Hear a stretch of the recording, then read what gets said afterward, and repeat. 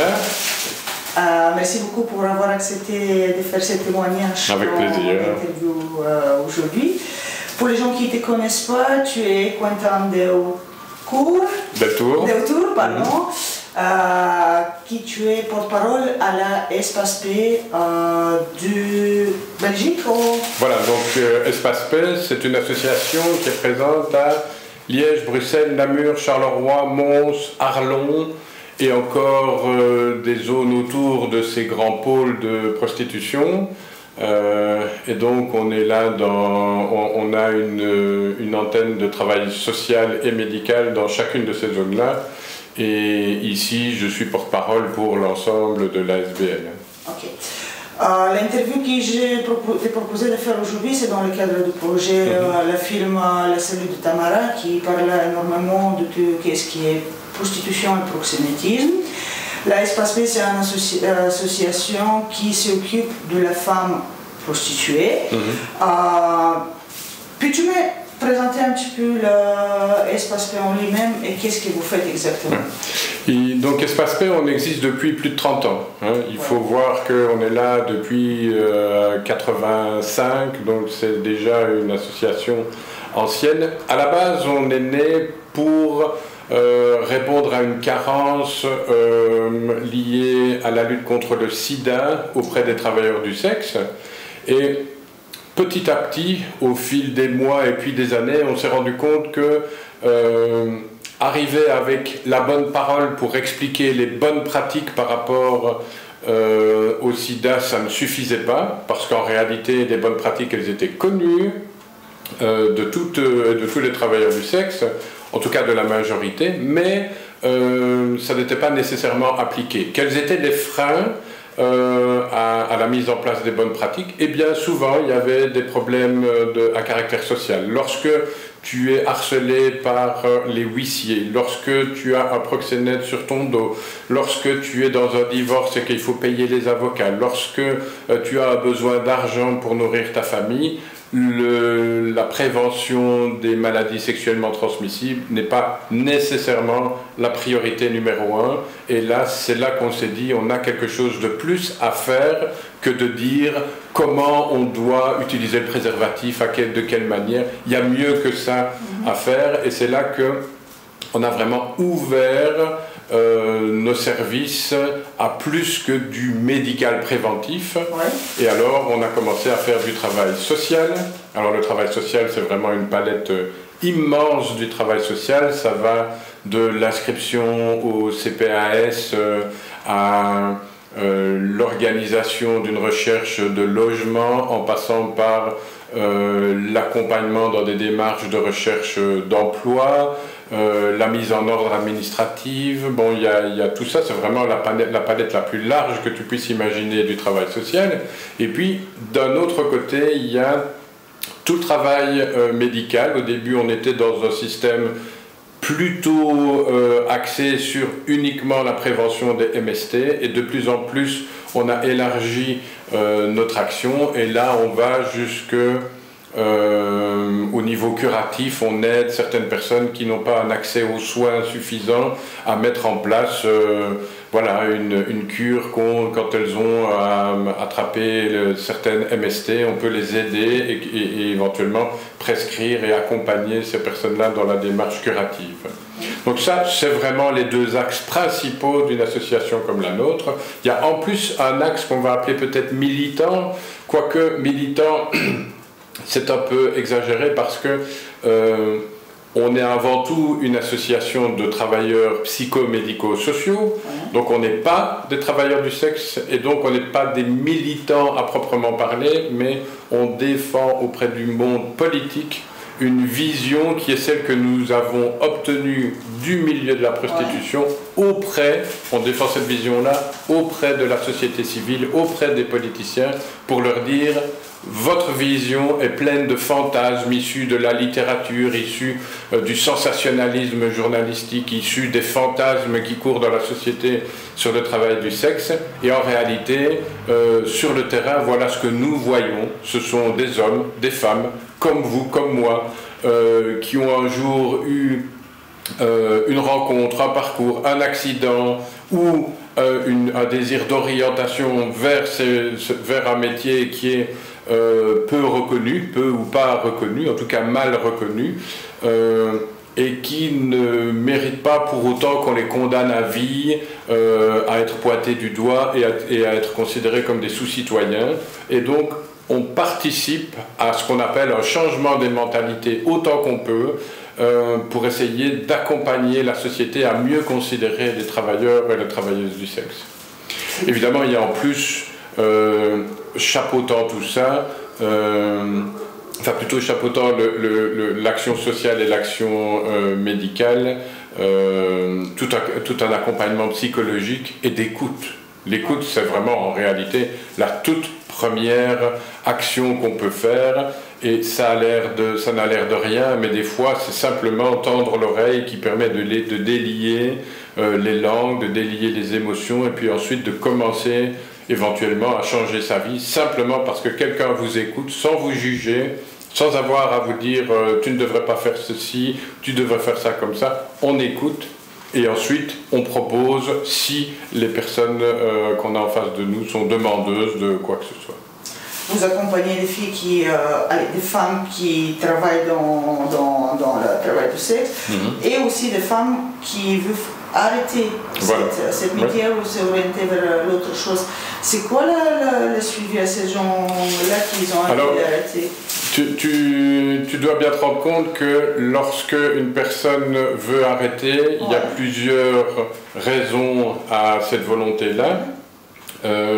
Il y a des personnes qui désirent tout à coup arrêter et qui avaient un parcours dans la prostitution qui était, on va dire, volontaire. Elles ont elles-mêmes commencé parce qu'elles le souhaitaient, ou bien elles ont été poussées, éventuellement forcées, et puis un beau jour, elles ont décidé de continuer, et puis un beau jour, elles ont la possibilité d'arrêter et elles décident de le faire.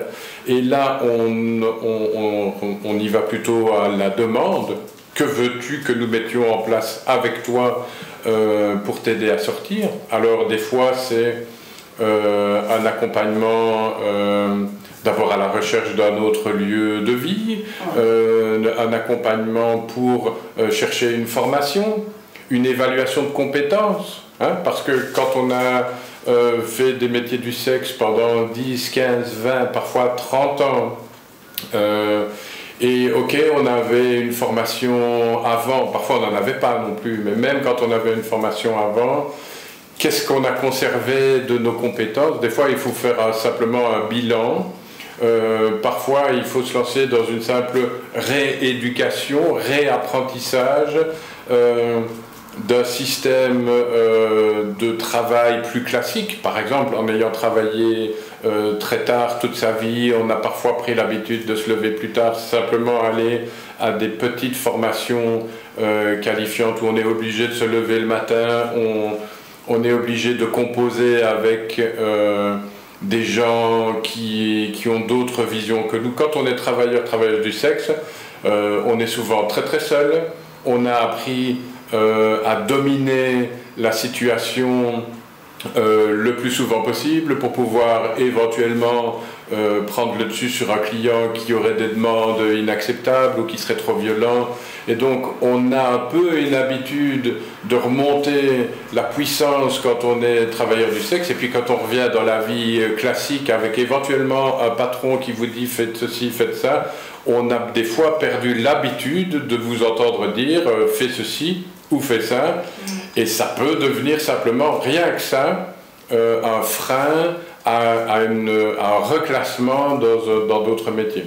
Il y a des possibilités de trouver des zones comme ça, transitoires, où on se relance un peu dans une petite formation, où on va se relancer vers des horaires, des modes de communication, des échanges avec des personnes qui sont moins brutaux que ceux que parfois le milieu de la prostitution peut générer. Donc voilà le genre de toutes petites zones de transition vers lesquelles on peut proposer un accompagnement dans un cadre où la personne a le choix de continuer ou d'arrêter.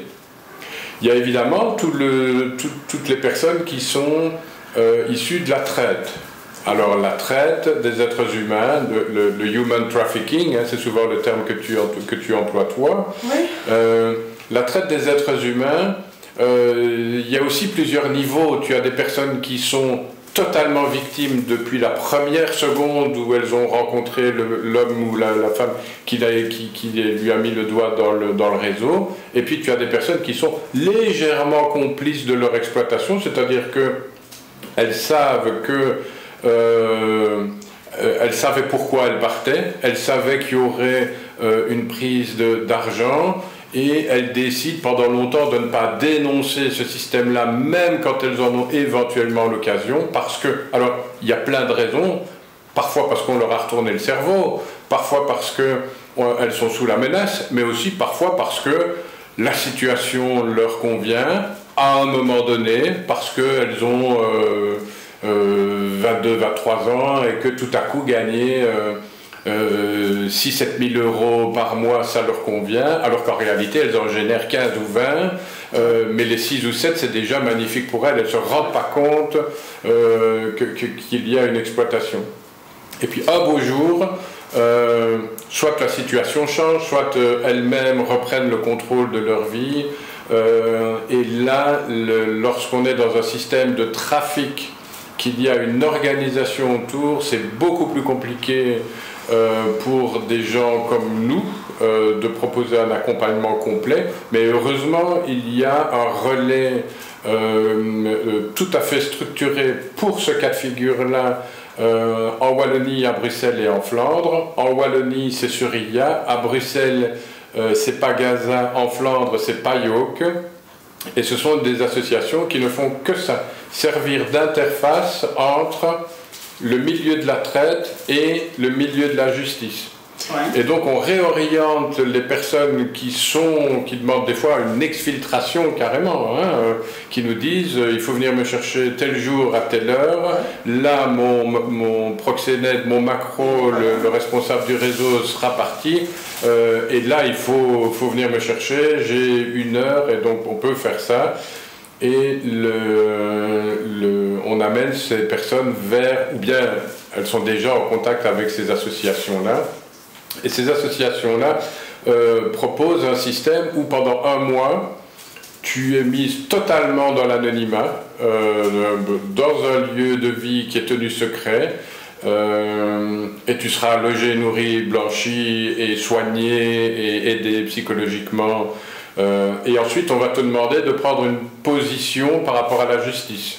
Alors, soit tu décides de collaborer et on continue, alors ces associations-là continuent le travail avec toi, de t'anonymiser, ça peut aller jusqu'à te changer ton identité au besoin. Ouais. Et donc, si tu vas jusqu'à un procès avec le soutien de cette association-là, eh bien, tu seras prise en charge du début à la fin et même encore après le procès. Ouais. Par contre, si après 1 mois tu décides que tu n'oses pas, que tu ne veux plus, que tu es revenu sur ton... Alors tu t'en vas et puis tu te débrouilles. Voilà. Et ouais. Là, parfois, c'est là qu'il y a une faiblesse dans le système, mais comment pourrait-on faire autrement ? La faiblesse dans le système, c'est que parfois, après 1 mois, les personnes, ok, elles se sont mises hors jeu, mais entre-temps, on a commencé à mettre la pression sur la famille, on est allé prévenir les parents, les grands-parents, la petite sœur, on fait savoir que la petite sœur, on va peut-être l'amener, et donc il y a obligation pour la personne, quand elle rentre dans ce système-là, de supprimer tout contact avec l'extérieur. C'est évidemment bien meilleur pour que le réseau ne puisse pas verbaliser ses menaces et faire comprendre à la victime qu'elle ferait mieux de revenir dans le système. Mais parfois, c'est aussi un peu laisser la personne travailler toute seule dans sa tête sur les menaces qu'on lui a déjà dites. Mais voilà, c'est un système qui fonctionne. il ne fonctionne pas que pour les victimes de la traite des êtres humains aux fins d'exploitation sexuelle. Des victimes de la traite des êtres humains, il y en a dans la construction, il y en a dans la confection, il y en a dans l'oreca, donc il y en a pour plein de domaines. Et donc, c'est ça qu'il y a de bien, c'est que ces associations-là sont vraiment expertes de tous les systèmes que des organisations peuvent mettre en place pour faire du trafic d'êtres humains. On a vu, on a nous des formations par ces associations-là pour qu'on sache comment aborder les victimes, pour qu'on sache comment les mettre en contact avec eux. On a vu des systèmes de transport où, par exemple, dans le tableau de bord d'une voiture qui va être tractée sur une remorque pendant 3000 ou 4000 km, comment on peut cacher une femme d'1,60 m dans un tableau de bord et on la laisse pendant 3 jours là se suriner dessus, se déféquer dessus, mais c'est vraiment du transport de bétail. On se rend compte de l'ignominie de ces systèmes-là et il y a une véritable prise en compte par l'injustice de tous ces phénomènes-là. Et donc ces associations-là, c'est pas des associations de bénévoles, c'est vraiment très structuré, c'est très contrôlé, c'est en réalité l'État qui met ça en place, mais qui leur donne une autonomie justement pour que les victimes aient bien la possibilité de comprendre que ce n'est pas de la délation, c'est se sauver soi-même que d'aller là. Et donc nous, on peut servir d'interface avec ce genre d'association-là. Et c'est évidemment tout autre chose de travailler de cette manière-là que d'accompagner nous-mêmes quelqu'un dans un processus de formation qui va marcher ou qui ne va pas marcher, ou qui va marcher en plusieurs temps, des fois sur plusieurs années, alors que la personne espérait que ça se fasse en 3 semaines et le mois d'après, elle allait travailler ailleurs. Des fois, voilà, il y a un temps différent pour tous ces cas de figure-là. Et donc, des fois, on fait tout avec les ressources qu'on a chez nous parce que c'est la demande de la personne et parce qu'on a les compétences en interne pour le faire. Et des fois, il faut aller vers des associations qui sont plus structurées dans le sens de produire un cas de manière à ce que la justice s'en charge. Donc voilà, nous, vraiment, la chose qu'il faut retenir, c'est que nous, on est totalement indépendants. Donc on a zéro relation avec la police autre que celle que nous décidons. Donc parfois c'est nous qui accompagnons une personne et qui allons l'aider, l'accompagner dans un dépôt de plainte pour viol par exemple, parce que des fois, encore aujourd'hui, des policiers disent mais quoi, t'as été violée, t'es prostituée, tu te fiches de moi, et donc il faut retourner avec ces personnes-là, leur dire vous avez l'obligation de prendre la déposition de madame ou de mademoiselle ou de monsieur et on va rester là jusqu'à ce que vous preniez la déposition.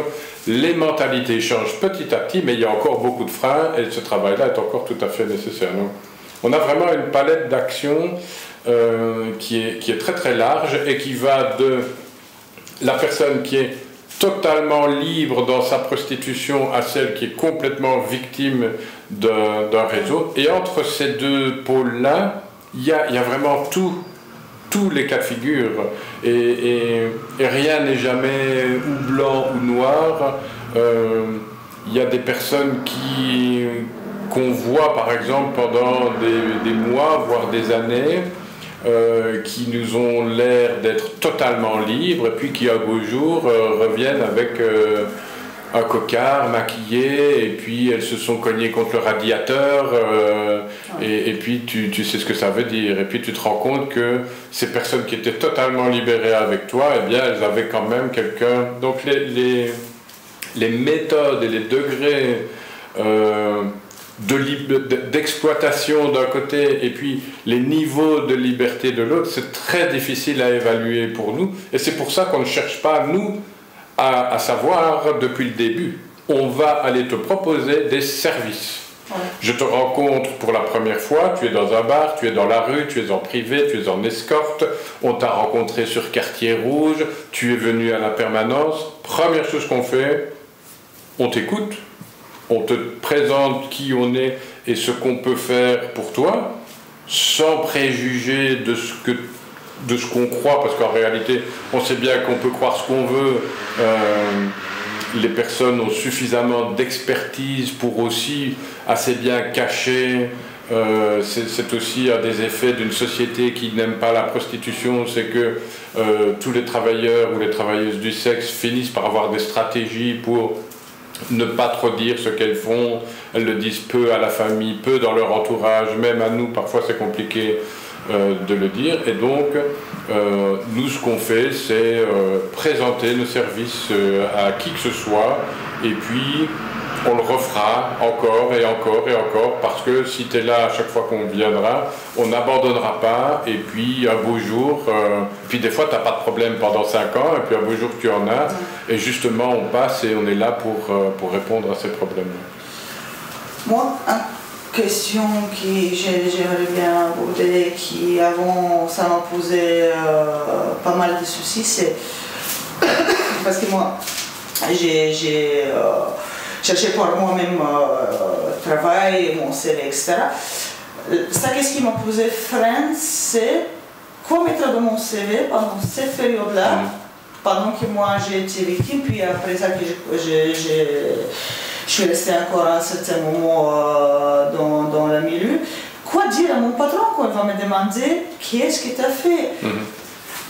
Je trouve que parfois, en connaissance de mes connaissances d'avant, etc., un des freins pour ces gens-là aussi, c'est comment te présenter à la société par après. Parce que d'un côté, tu ne peux pas dire librement, car comme on dit, ça a évolué, mais toujours il y a cette préjudice derrière. Comment vous guidez à ce niveau? Écoute, est-ce que les patrons, ils savent? C'est vraiment au choix de la personne, et il y a des personnes qui vont tenter le coup de mettre les choses cartes sur table, de dire j'ai été dans les métiers du sexe, ou bien j'ai été victime, ou bien je l'ai fait parce que j'avais des raisons de le faire. Mais c'est un coup de poker. Parfois, ça va allumer les yeux d'un patron malsain qui va se dire « Oh, je vais me retrouver avec une fille facile dans mon personnel. » Tout comme ça va peut-être ouvrir le cœur d'un patron qui va se dire « Ah ben voilà, on a au moins quelqu'un de volontaire qui a envie de s'en sortir et je peux aussi, moi, proposer quelque chose. » Donc c'est vraiment la personne qui va décider de le faire. On peut évidemment l'accompagner dans la rédaction de son curriculum et un peu la coacher sur le genre de questions qu'on va lui poser. C'est ce qu'on fera évidemment. Certaines personnes vont dire, voilà, tout ce temps-là, je suis resté à éduquer mes enfants parce que c'est aussi un cas de figure qui se retrouve chez beaucoup de travailleuses qui ont à un moment donné interrompu leur carrière pour élever leurs enfants. Ça passe. C'est évidemment bien dommage que ça soit toujours quelque chose de louche ou éventuellement que ça ne soit pas valorisable. Mais en effet, il faut quand même faire attention à ce que ça n'allume pas un éclair pervers chez un patron. Donc ça, c'est vraiment la personne qui va décider si elle joue carte sur table ou pas. Voilà. Et dans la pratique, souvent, il vaut mieux le cacher parce que la société n'est pas encore prête à requalifier des TDS sans se dire qu'il pourrait y avoir quelque chose. Il y a toujours un préjugé quand même très très fort. Si on n'a pas fréquenté soi-même le milieu du travail du sexe, on a quand même une idée très négative de ce qui peut se passer là. Et des personnes qui peuvent en sortir. Qu'est-ce qui manque à la société pour que ça s'équilibre? Il manque le respect des femmes. Je pense que la première chose qui chipote la société, c'est que des femmes puissent, à un moment donné, décidé de monnayer l'accès à leur sexe, quand dans une société machiste, on estime que c'est l'homme qui, par sa suffisance, va pouvoir accéder au corps des femmes pour son propre plaisir et pour se satisfaire, et sans jamais prendre en compte la sexualité ni les besoins autour de la sexualité de la femme. Alors ça a l'air d'être une énorme caricature, mais c'est de là qu'on vient. On ne doit pas remonter très très loin pour se rendre compte que le monde patriarcal n'avait aucune espèce de connaissance de la sexualité des femmes et avait encore moins de reconnaissance de leur autonomie. Moi j'ai 50 ans aujourd'hui, ma mère est née en n'ayant pas le droit d'ouvrir un compte bancaire sans la signature de son mari, sans avoir le droit de travailler sans l'accord de son mari. Enfin ça c'est plutôt ma grand-mère, mais donc c'est pas à 20 générations d'ici que ça se passe. Il y a encore des gens vivants aujourd'hui qui étaient considérés comme mineurs lorsqu'elles étaient mariées, parce que la société estimait qu'une femme devait se mettre au service de son homme. J'ai connu un temps où le viol dans les couples n'existait pas. À partir du moment où il y avait une alliance au doigt, l'homme avait le droit de pratiquer tout ce qu'il voulait avec son épouse, et le viol n'était pas reconnu à l'intérieur du couple. Il a fallu des décennies pour que ça change. Alors pourquoi est-ce que la prostitution dans tout ça est mal vue? Bien, il s'agit de la sexualité des femmes, il s'agit de l'autonomie financière des femmes. Et un beau jour, eh bien, certaines femmes, alors il faudra évidemment nuancer parce qu'il y a aussi des hommes, on est quand même entre 10 et 15% d'hommes qui se prostituent dans toute la population des travailleurs ou des travailleuses du sexe, mais voyons quand même les choses avec honnêteté. C'est quand même très souvent sur les femmes que pèse l'opprobre de la prostitution, et on a du mal à admettre qu'à un moment donné, une femme s'extrait de la domination patriarcale et propose de gagner sa propre autonomie, sa propre indépendance, assume ses propres choix en allant mettre l'homme au pas pour qu'il paye pour obtenir des relations sexuelles. Je pense que cette dynamique-là, ça reste considéré par beaucoup d'hommes comme une violence qui est faite à leur machisme, qui est faite à leur pouvoir de séduction, pouvoir de besoin de copulation. Je pense que beaucoup se disent c'est une violence qui nous est faite, et comme ils n'ont plus rien à dire, eh bien qu'est-ce qu'ils peuvent faire? Ils peuvent mépriser. Ce sont des femmes qui couchent avec tout le monde. Berk. Pourquoi? Pourquoi est-ce que le fait d'avoir eu des relations avec plusieurs personnes te déclasse aux yeux des hommes? C'est le problème des hommes, c'est pas le problème des femmes. Oui, mais dans le même temps, moi, toujours je fais une comparaison, c'est mon propre avis, tu vas me dire qu'est-ce que tu en penses par rapport à ça aussi. On a deux filles, ok? Tu as la fille qui va aux boîtes tous les soirs, elle fait la fête, elle boit du verre, elle couche avec cet homme-là aujourd'hui, avec l'autre demain, avec l'autre après-demain. Elle n'est pas vue à la même vue comme une femme qui est dans le métier, elle gagne sa vie et c'est son travail. Oui. Alors, c'est la fait de ça, qu'est-ce que peut-être tu parles au niveau de... Alors tu veux dire qu'il y a deux poids, deux mesures entre le fait de faire payer et le fait de ne pas faire payer? Parce que tu as des femmes qui ils font... allez, ils couchent avec plusieurs hommes, mais sans être payés. Oui. Je n'ai jamais entendu tellement de critiques par rapport à cette femme-là. Tu ne tends pas assez l'oreille, tu n'écoutes pas ce que disent les hommes. Mais oui, mais tu vois, dans la société, on ne parle pas autant pour cette femme. On n'en parlera Là, pas autant, mais vois? je peux te dire que le mot pute sortira très vite pour une femme qu'on verra sortir une semaine avec un homme, une semaine avec un deuxième homme. On sortira, mais pas dans la société. Tu vois ce que je veux dire? Oui, peut-être, mais je peux te garantir que ce n'est pas comme si elle était restée chez elle avec un mari unique et tu verras par exemple que des personnes qui ont eu une sexualité, des femmes qui ont eu une sexualité donc en dehors du milieu de la prostitution, mais une sexualité nombreuse, beaucoup d'hommes ont des problèmes avec ça. Beaucoup d'hommes se retrouvent avec des problèmes psychologiques. Ah oui, mais tu vas me comparer, il y aura plus de comparaisons, il y aura plus de... que vont dire mes copains? À chaque fois que je vais sortir, je risque de rencontrer un ex à toi. Alors ce sera transformé en une espèce de problème psychologique, mais c'est en fait une guerre qu'on fait aux femmes. C'est un poids qu'on va faire payer aux femmes. Même ça, on le fait payer aux femmes. Personne ne va dire...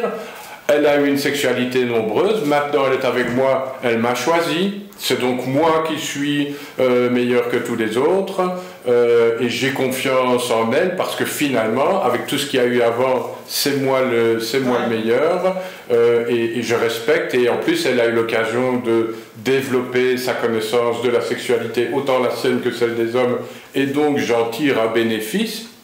C'est rare ce discours-là, c'est presque de la fiction. Les hommes n'aiment pas ça, en règle générale dans un système patriarcal. Alors oui, il y a de plus en plus d'hommes aussi qui commencent à penser ça. Il y en a, c'est ça que les mentalités évoluent. Mais va dans une salle de sport, et va voir ce que disent les hommes de n'importe quelle fille qui court avec un décolleté et qu'on verra un jour avec Robert et l'autre avec Nathan. La troisième semaine, c'est une pute aux yeux de tout le monde. C'est brutal, c'est violent. Et ok, on ne va pas le dire, on ne va pas le pointer autant qu'on le ferait avec une prostituée qui l'assume et qui le dit. C'est vrai qu'on ne va pas le faire. Mais les mentalités sont tout d'un continu dans cette direction-là. Et la différence, c'est qu'en plus... celle qui fait payer, il y a la question de l'autonomie de l'argent. Tu vois bien que c'est un cas, la première chose que font les talibans quand ils reprennent le pouvoir en Afghanistan, c'est pas encore de mettre le voile sur les femmes, c'est de leur interdire le travail. On ne veut pas de l'autonomie des femmes dans une société patriarcale, parce que l'argent, c'est le pouvoir de dire non, et donc le pouvoir de dire non sexuellement aussi. Et donc on n'en veut pas, les hommes n'aiment pas ça dans une société patriarcale. Et donc il y a cette violence-là qui est toujours associée à l'autonomie sexuelle des femmes et à l'autonomie financière des femmes. Et la personne qui se prostitue, eh ben, elle combine les deux systèmes. Et au niveau de ça, qu'est-ce que vous avez comme retour au niveau de les femmes qui travaillent? Est-ce qu'au niveau au moins des clients, ça s'améliore? Alors, on a fait une étude il y a 2 ans. Ouais. En fait, tous les 5 ans, on refait la même étude. On étoffe de 5 ans en 5 ans, on étoffe notre questionnaire. Et cette année, on a essayé de voir comment les personnes vivaient le regard des autres sur leur prostitution. On essayait de voir... Il faut que tu me répètes ta question parce que je suis... Par rapport à les clients, comportement par rapport à les femmes qui travaillent. Voilà. On a aussi posé des questions sur comment elles voyaient le client et ce que le client demandait de plus ou de moins avec le temps. Alors, ce dont on se rend compte, c'est que il y a probablement un effet de plus en plus fort de la pornographie sur la prostitution. Moi, quand j'ai commencé, dans les pratiques les plus demandées, c'était la fellation et la fellation sans préservatif. Petit à petit, ça a évolué. Et ce qu'on voit, c'est qu'il y a une augmentation de la demande pour la sodomie. Et alors, il y a une augmentation de la demande et il y a une augmentation des pratiques. Ça veut dire que la pression du client pour obtenir ce qu'il veut produit ses effets, parce qu'avant, les pratiques de sodomie étaient beaucoup moins nombreuses. Je me souviens, moi, ayant commencé il y a 25 ans, de travailleuses du sexe qui disaient « celle-là, elle pratique la sodomie, elle, c'est vraiment une pute. » Je te jure que c'était comme ça. Ou bien, on associait ça aussi à du racisme. On disait, celle-là, elle vient de tel ou tel pays. Bon, je ne te donne pas tous les détails de l'horreur du racisme, mais c'était toujours certaines catégories de personnes. Ceux-là ou celles-là, elles ont des clients parce qu'elles font la sodomie. Et c'est parce que c'est des étrangers. Et donc, il y a cette augmentation des pratiques. Est-ce qu'il y a une augmentation de la violence? Alors, il y a eu une augmentation de la violence, mais dans la fenêtre Covid de manière très importante. Alors, il est probable que... Alors, nous, on a fait cette enquête-là dans cette zone Covid, donc c'est très compliqué de pouvoir dire qu'il y a une telle augmentation de la violence et que c'est l'augmentation naturelle. On pense que c'est quand même très fort lié aux conditions dans lesquelles les TDS ont pu travailler pendant la période Covid, parce que la plupart du temps, il y avait interdiction de travailler. Il y a eu quelques mois où on pouvait, mais la plupart du temps, il y avait interdiction de travailler. Et lorsque tu interdis de travailler, qu'est-ce qui se passe? Les personnes qui n'ont pas les ressources financières pour survivre, elles n'ont pas tout à coup un diplôme d'ingénieur ou de médecin pour aller gagner des sous ailleurs. Donc, elles n'ont que ça pour survivre. Donc, elles se mettent à travailler dans des conditions beaucoup plus radicales et beaucoup plus dangereuses. Elles se cachent de la police. Elles ne peuvent plus le faire en vitrine, elles ne peuvent plus le faire en bar. Donc, qu'est-ce qu'elles font? Elles revoient les clients habituels, ça va. En général, elles les connaissent et donc il n'y a pas trop de violence, mais si ça ne suffit pas, elles vont aller s'inscrire dans des systèmes où elles comprennent moins, elles connaissent moins les codes. Et ce qu'on a vu par exemple, c'était une explosion de la prostitution dans des Airbnb.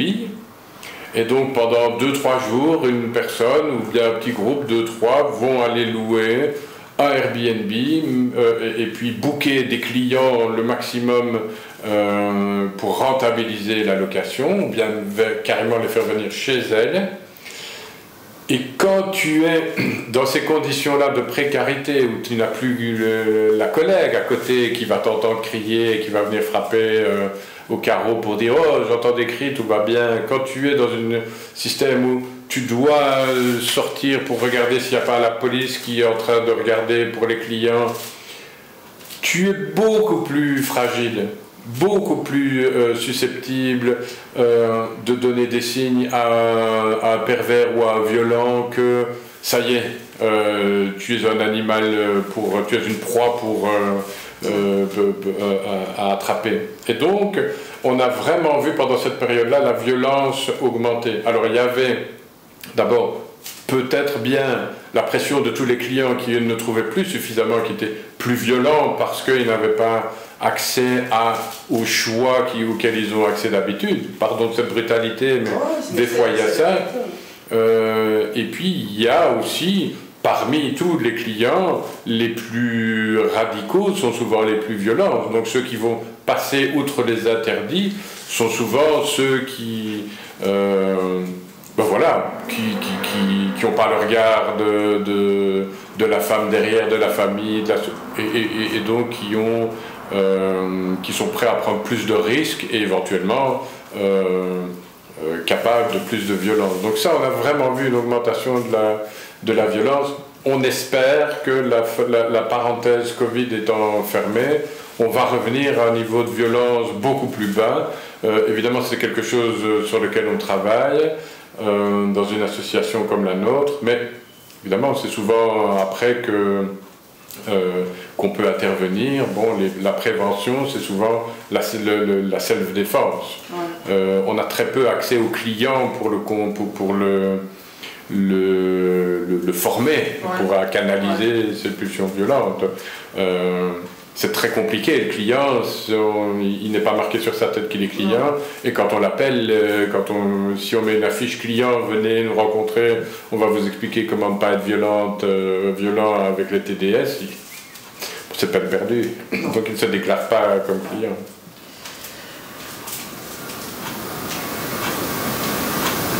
Qu'est-ce que tu aimerais bien passer comme un message? Déjà, toutes les femmes qui sont dans le travail du sexe, et aussi surtout à tous les gens, à la population. Aux travailleurs du sexe, je pense que la chose qu'il faut dire, c'est que l'union fait la force. Ça a l'air d'être un slogan un peu basique, mais personne, aucun travailleur du sexe n'est seul à vivre les problèmes qu'il vit ou qu'elle vit. Il y a toujours quelqu'un d'autre ailleurs, dans la vitrine d'à côté, dans la rue d'à côté, dans le même village, dans la même ville. Il y a toujours quelqu'un qui vit les mêmes problèmes et on peut beaucoup plus facilement, quand on a la solidarité avec les collègues, agir pour changer les choses. Je suis très inquiet de voir que de plus en plus de personnes se prostituent en commençant leur carrière par Internet, en se mettant sur Quartier Rouge, en allant se mettre sur OnlyFans. C'est le meilleur moyen de ne jamais rencontrer un autre collègue qui fait le même travail. Et donc, on est tout seul ou toute seule à réinventer la roue à chaque fois. On va découvrir petit à petit ce que c'est un client.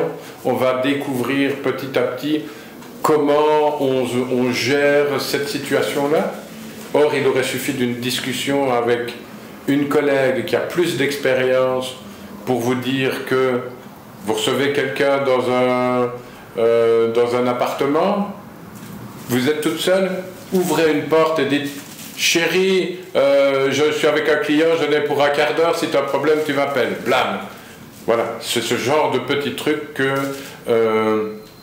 la vie et l'échange en groupe, en tout cas en solidarité avec des collègues, permet. Donc la première chose que j'ai envie de dire, c'est rencontrer vos collègues et échanger sur le métier. Ensuite, bien sûr, il y a des associations comme nous. On est des professionnels de l'écoute, de l'action sociale, on a des psychologues, on a des infirmiers, on a des médecins, on a des éducateurs, on a du personnel qui est qualifié pour vous aider, on peut vous aider d'un point de vue juridique. Donc on peut vraiment vous apporter des solutions si vous le souhaitez à peu près tous les problèmes que vous allez rencontrer dans l'exercice de votre métier. Et donc là je pense qu'il y a aussi un message à faire passer, c'est vous ne risquez rien, tentez le coup, venez.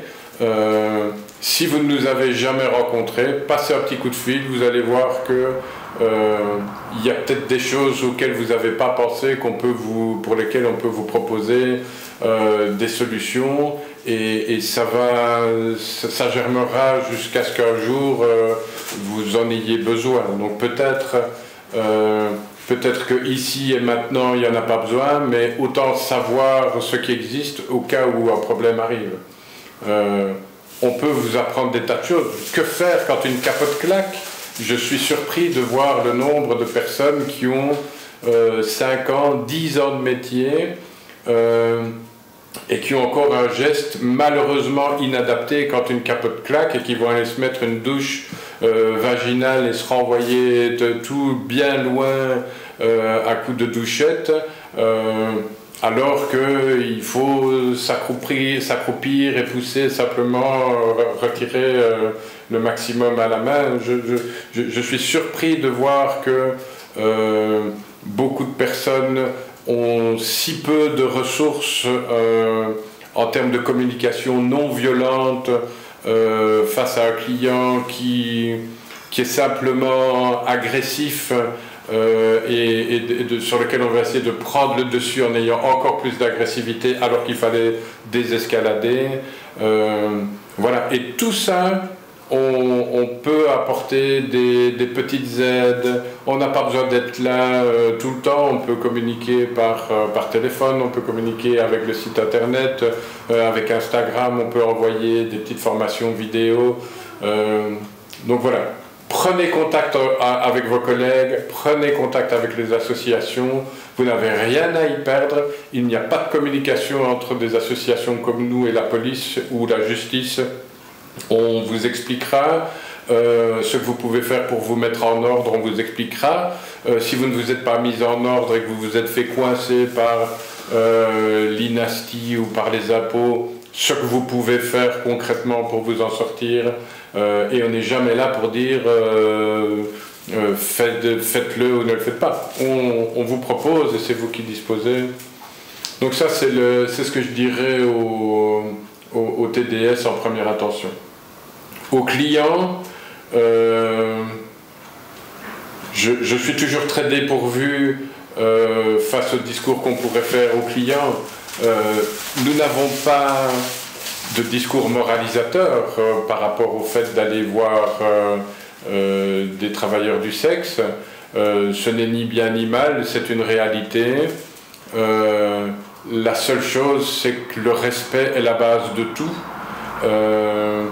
Et que dans une relation contractuelle comme est la PAS avec un TDS, tous les termes du contrat ont une valeur sacrée, c'est-à-dire je vais te fournir un service sexuel qui va t'apporter une satisfaction et je vais le faire avec la meilleure expérience et l'expertise dont je dispose, et tout ce que l'on te demande à toi, c'est de payer, d'être respectueux et de suivre les règles d'hygiène, de politesse et de maintien face à des personnes qui sont comme toi, avec des enfants, comme toi avec une famille, comme toi avec une vie, et tout le monde doit sortir de cette passe grandi et ne t'avilie pas à devenir un moins que rien en frappant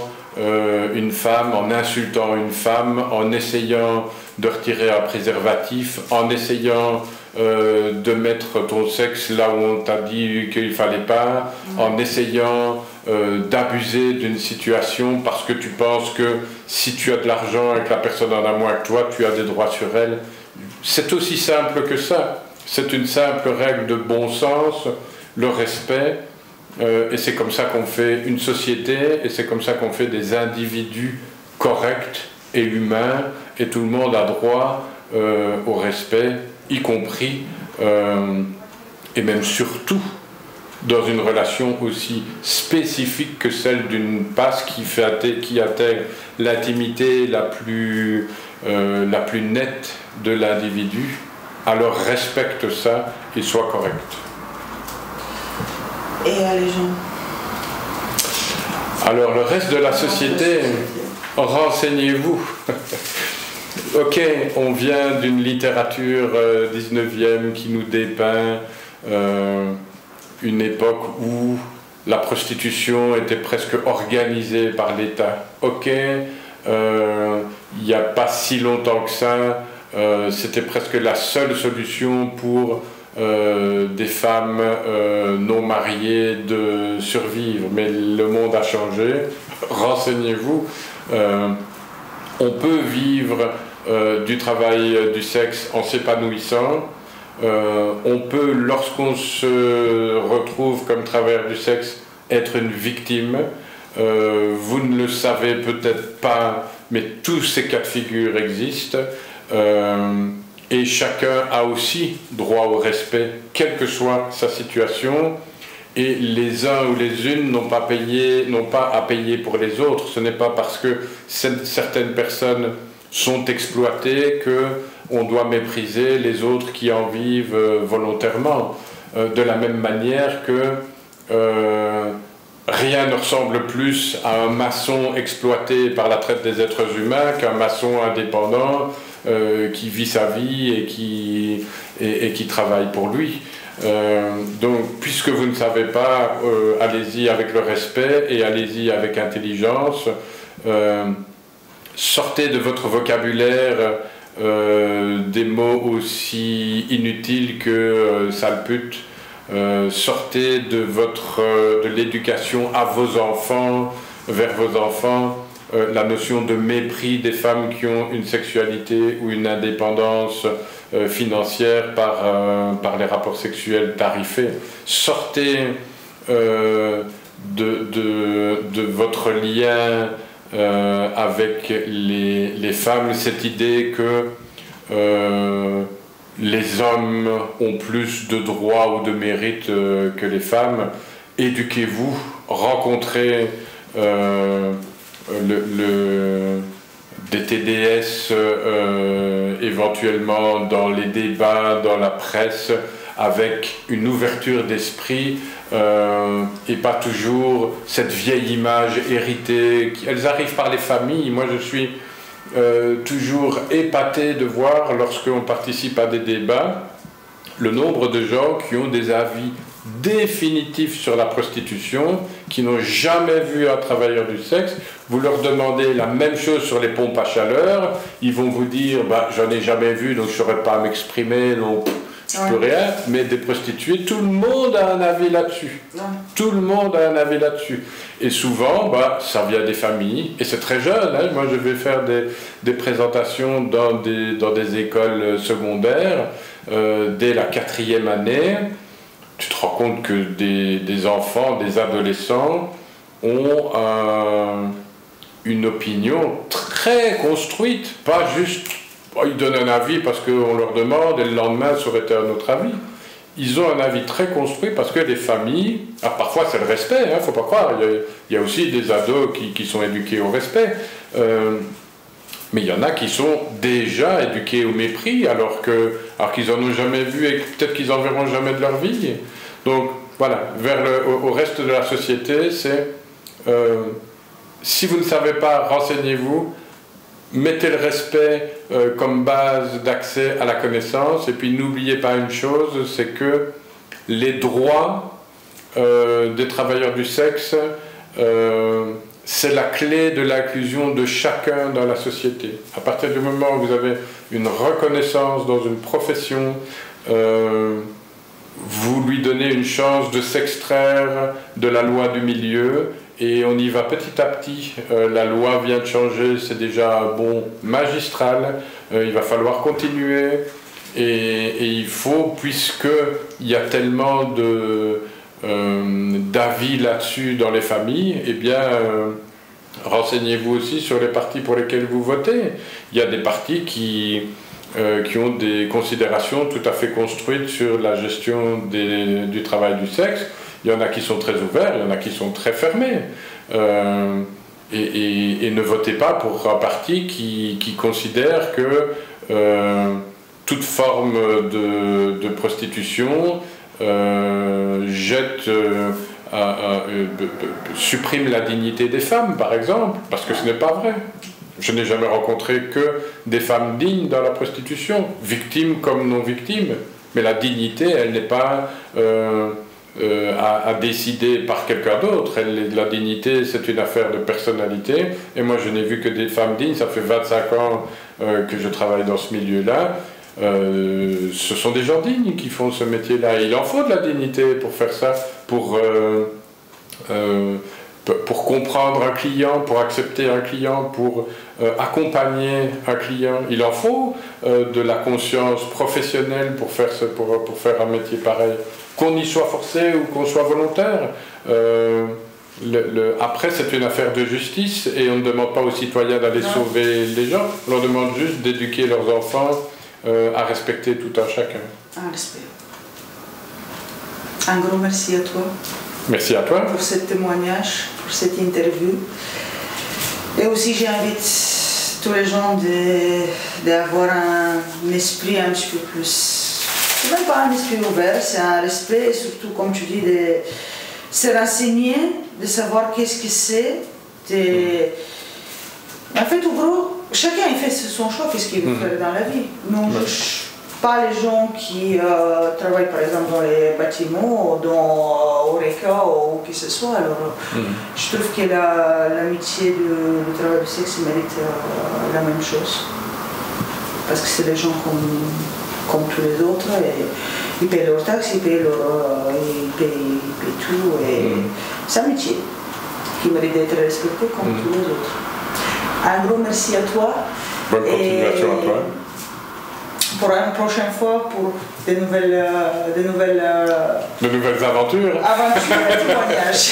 Okay. Merci Quentin. Merci à toi, Tania.